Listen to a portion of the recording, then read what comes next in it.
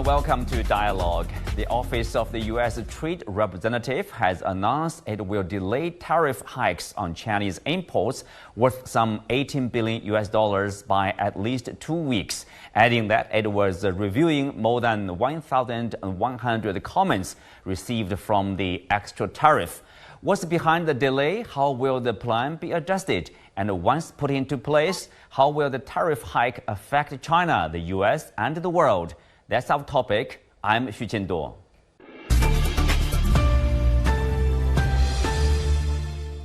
Joining me today are Professor John Gong from University of International Business and Economics, Jim Rogers, international investor, Brandon Andrews, former Hill staffer and entrepreneur, and Carl Fey, professor of strategy at the BI Norwegian Business School and affiliated scholar with the Bo Forum. Welcome. Jim, I will start with you. The reason given by USTR is they are going to review more comments, more responses from the business community. But some others say the delay is due to concerns among the U.S. business community about the impact of the tariffs on specific industries or products. What do you make of that? Well, I have learned in my long life that you should be worried if the U.S. says something. You should go and look out the window. If they say the sky is blue, you should go look out the window to be sure the sky is blue. Because most of the time, the U.S. government lies, like most governments, not just the U.S. The U.S. especially lies. So if they say the sky is blue, look out the window. Okay, we will take a closer look. But let's take a look at the Chinese goods that will be up to extra tariffs imposed upon by the U.S. side. John Gong, Professor Gong, so what Chinese goods are we talking about? We know there's a lot of coverage about the Chinese EVs, which is not actually in the U.S. What about other Chinese goods and why? Well, I think it includes batteries, it includes solar panels, and some metal products, as I understand. I think the reason this delay, you mentioned two reasons, but in my view, they're pretty much coherent. I mean, I would suspect that the thousands of more than 1,000 comments that the USTR has received are mostly coming from companies within the business community relevant to this ruling. And I think, there's a democratic process at the USTR that, the stakeholders, the companies being affected have the rights to voice their opinions. And I would imagine that many of these comments, feedbacks are very much negative with respect to this ruling and against imposing tariffs. And I can understand why, because these are the companies going to be negatively affected. And I think given the fact that the products being covered here are have very inelastic demand. In other words, it's very not much responsive to price. The demand is not so much responsive to the price changes as a result of the imposition of tariffs. It's most likely that the buyers are going to pay for the tariffs. Essentially, what the USTR is doing is to impose a tax American companies and American consumers who are ultimately buying these products. So it's not really in the interest of the United States government. Well, Brandon, we know that if you take a look at the tariffs, that will be more than 100% on the Chinese EVs. But as we said, in the U.S., hardly imports any Chinese EVs now. So why is it planning, still planning such a high tariff? Some people say this is more political rather than, let's say, pragmatic. People will say this is preemptive, all kinds of explanations. So what's your opinion on that? Yeah, the Biden administration has been challenged when it comes to its economic policy, both domestically and internationally. You look at the upcoming presidential election. Of course, President Biden has dropped out of the election and Vice President Harris is running. But Michigan, where Detroit is located, the center of U.S. car manufacturing, is a key battleground state and a state where the administration wants to send the right message that they are protecting U.S. jobs, that they are looking after U.S. industry, and that they're not allowing other countries, whether it's China or vehicles coming from anywhere else, to potentially supplant the position of U.S. car makers. So there's a economic argument here to be made for tariffs, although tariffs are by definition inflationary. And so there's going to be a rise in prices as for the finished products, so the vehicles, but also for some of the chips and some of the pieces in the supply chain. But there's also a political piece here and wanting to send the right message before the election. Carl, the given reason, of course, from the U.S. government is about the creation of jobs or protection of certain industries. And then if you look at the U.S. economy, if you look at the numbers, the unemployment rate is low. There's not really, a real concern about the lack of jobs. So what's the long-term consideration, or what's the real rationale behind such moves? Well, it is important to keep in mind that right now, a presidential election is going on, so the government always wants to be seen as doing things to support growth and jobs. It's true the U.S. economy is actually doing quite well right now, but I think that, historically, China has been so strong in many, let's call it, low value-added industries, but the U.S. and other developed countries have sort of dominated the very high value added industries. And I think it's really frightening for the U.S. and many Western countries that China has now been upscaling and adding more value and competitive in most industries. So I think this is really what this is about. I would, if I could, like to comment on one thing that John Gong said earlier. I normally agree with everything he says, but there's one thing that I'm not totally in agreement with here, and that is he said, there's not very much likelihood of changing of demand if the prices go up. Well, it's true that probably the number of cars sold may stay the same, but it might very much shift from EVs to gas cars. It might very much be that we're going to keep, still having heat in our houses, but we might not have solar heat. We might have from more traditional sources. So I think, and I think probably John would agree with this, that, actually this is critical. This is going to fundamentally, these tariffs are going to fundamentally change what is provided in the U.S. I'm living in Norway at the moment, and in Norway, most cars are EVs. And interestingly, Norway, is not part of the EU despite being in Europe. And Norway has not gone with the EU in adding these new tariffs that are similar to the U.S. ones on EVs that the European Union has put in place. And that's because Norway really cares about the environment. I think that, and by the way, in 2025, Norway is going to outlaw selling new gas cars. When I am driving around the U.S. now, where I'm originally from, it really shocks me that you go to a gas station and there's not a charging station all the time, as I would find in Norway. You just see so much less infrastructure here. And I think that, there are two ways to address the EV issue. One way is to put in tariffs.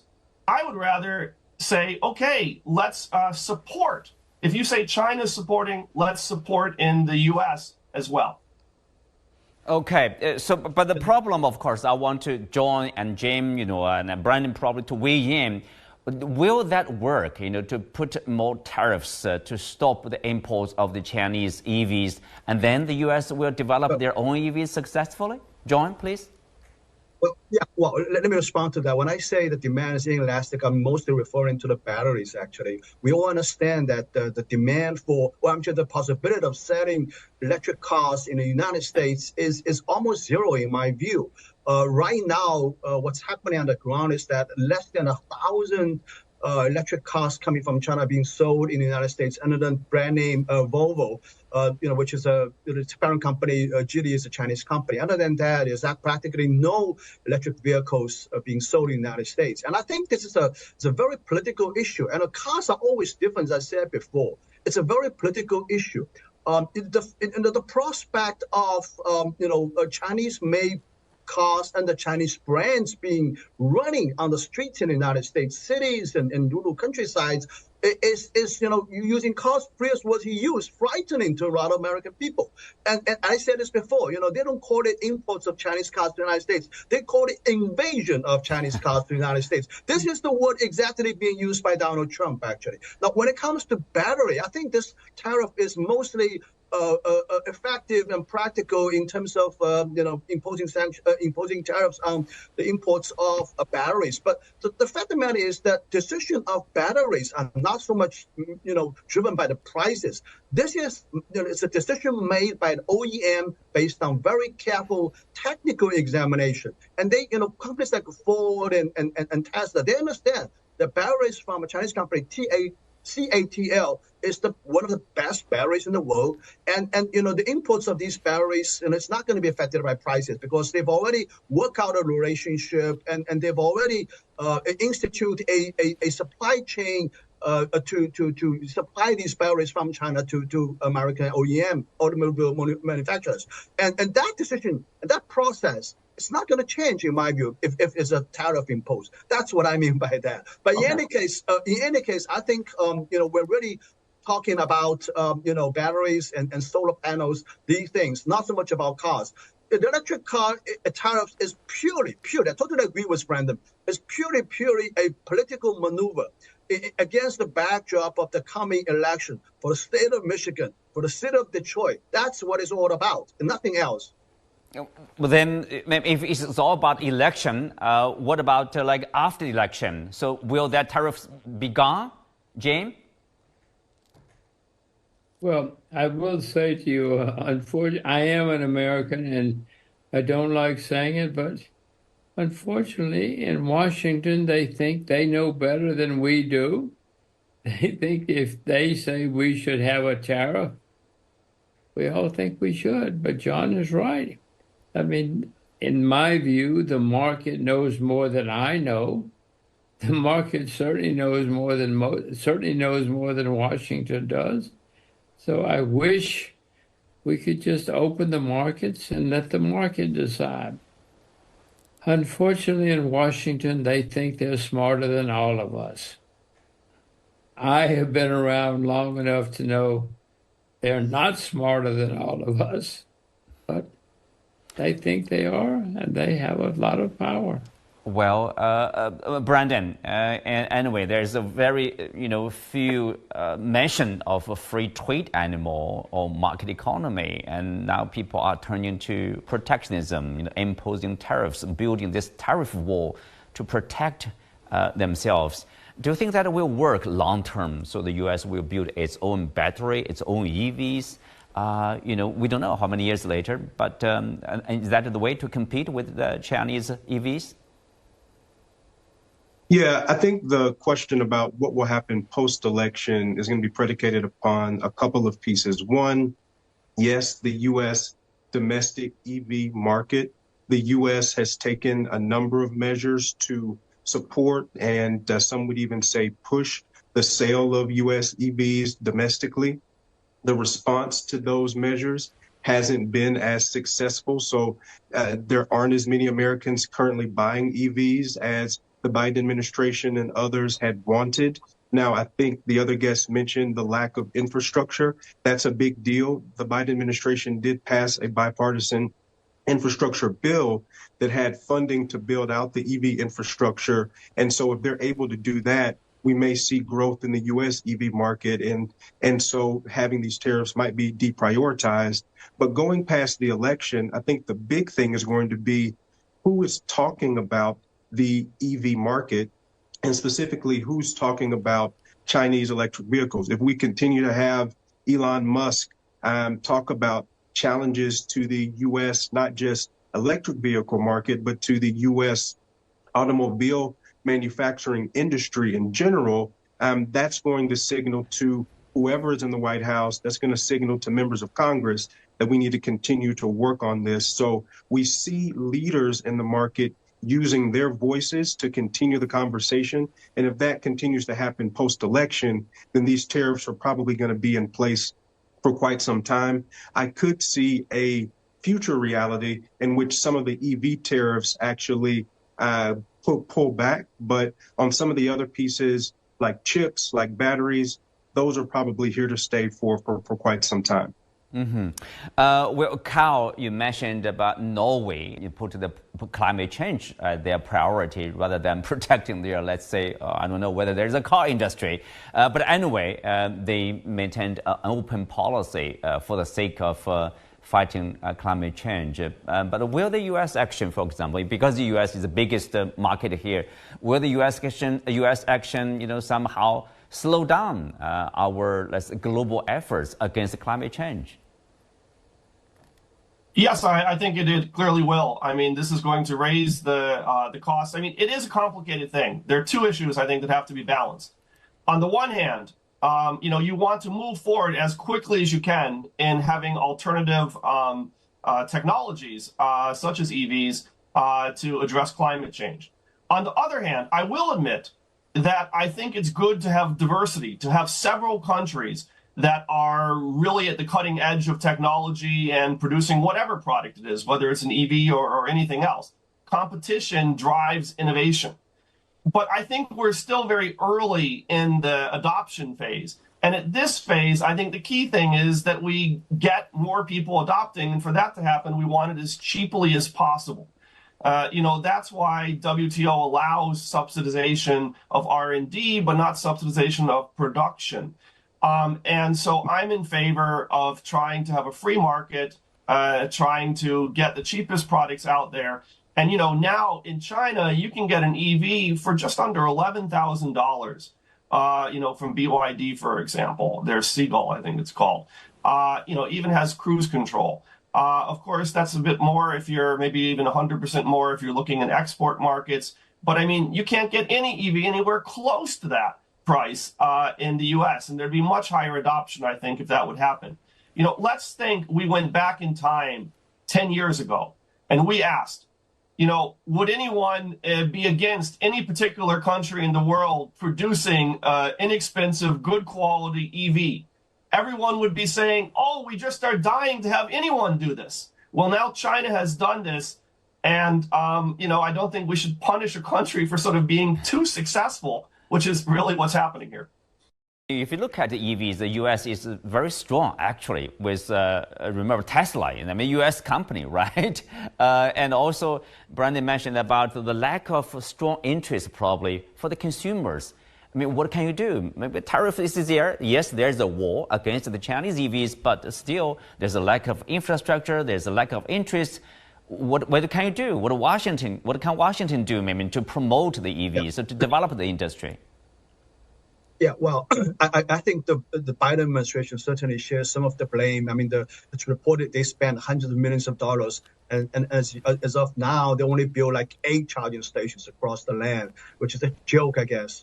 They're certainly lagging on that. But when it comes to the type of cars that can cater to the mass market in the United States, I truly don't believe that the kind of cars coming out of the factories at Tesla are the type of cars American consumers really can afford and really want.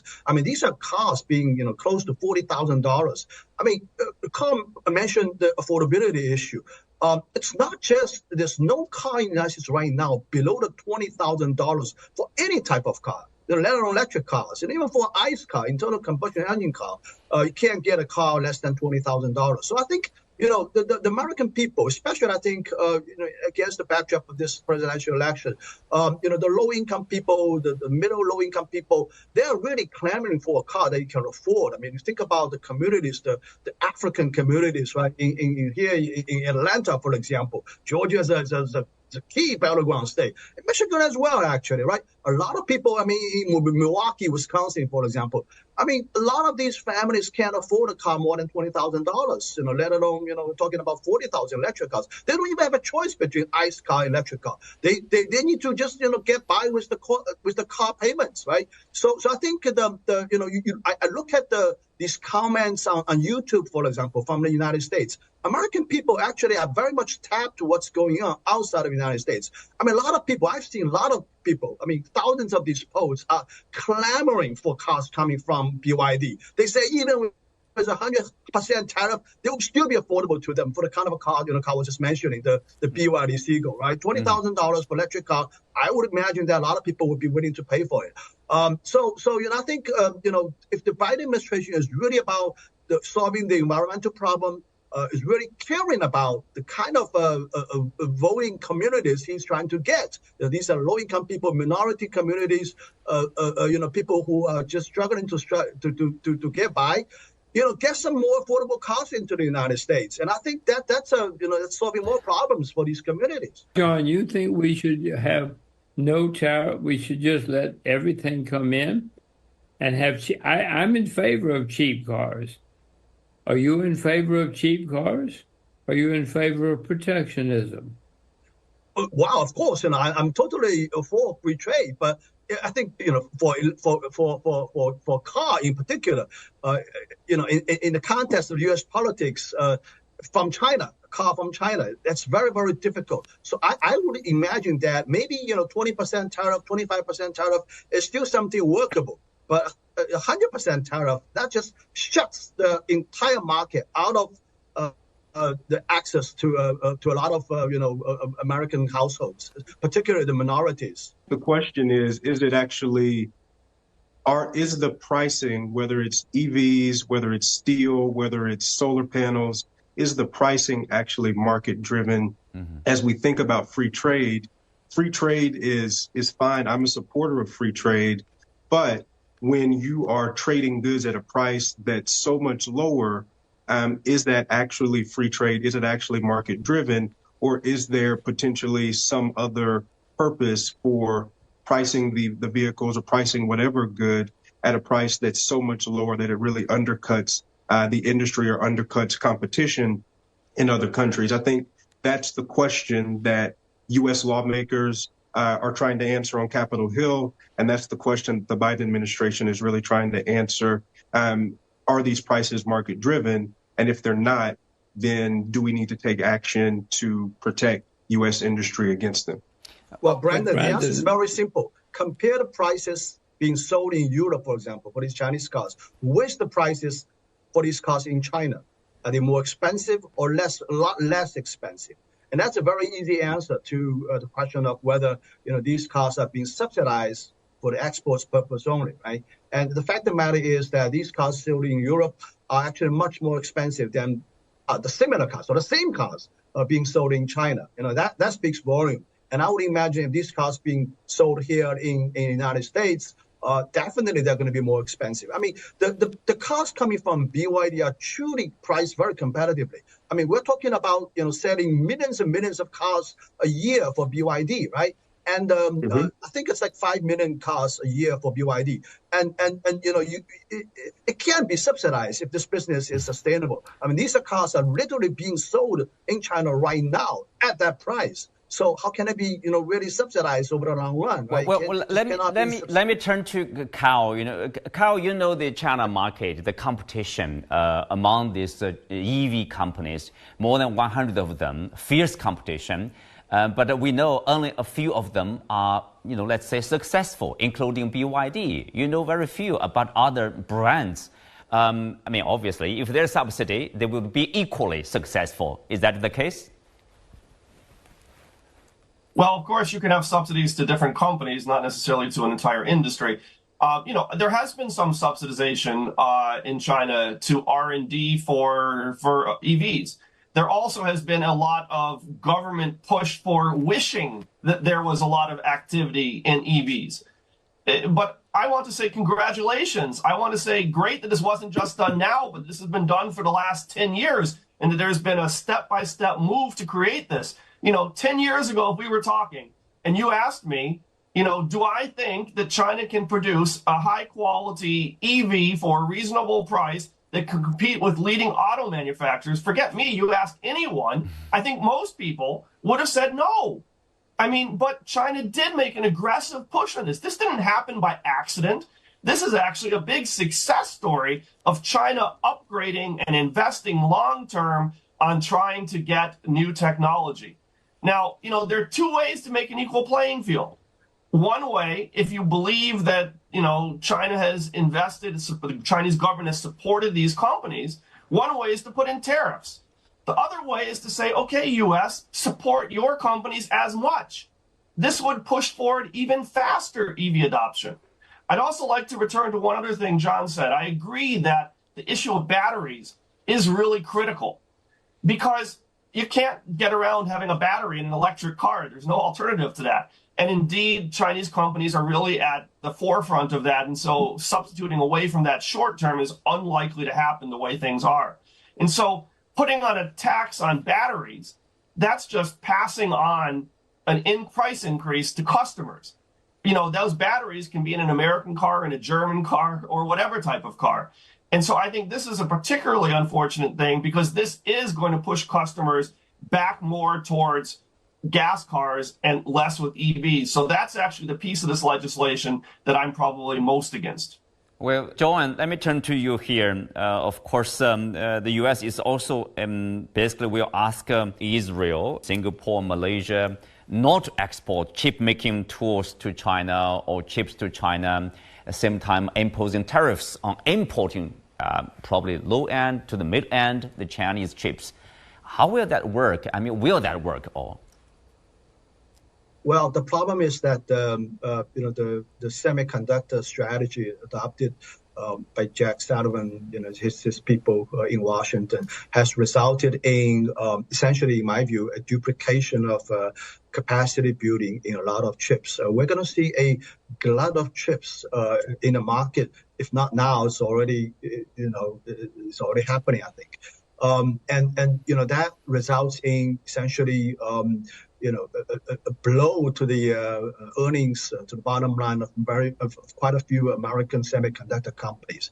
And I think what the Biden administration is trying to do is to protect these companies. On the other hand, it's continuing its path of the so-called small yard, high fence strategy of cutting off supplies for the semiconductor industry in China. And I think that strategy is going to continue. But I think we're starting to see some signs that Chinese companies are not going to be held back by this strategy. It may take some time, but I think over the long run is able to at least, if not catch up, at least close the gap. And the difference really, I mean, if we're talking about these really small nanometer semiconductors, the market is actually very small. And I even suspect that even the defense implication of these chips is probably minimum in my view. So in the end, it's not going to make much of a difference. Even though that the Chinese semiconductor industry is still, let's say, will be still lagging behind by the top edge American companies by maybe a few more years. It's still going to be okay for Chinese industry. So I think, but on the other hand, if you think about the cost imposed on the semiconductor industry in the United States, American companies, it's enormous cost. As far as I know, companies like Qualcomm, companies like Intel, they're starting to lay off people, right? I mean, these are high quality, high paid jobs gone as a result of that. Their R&D budget, can be potentially negatively impacted. So I think it's not a good strategy, and I think are you saying it's a lose situation, John?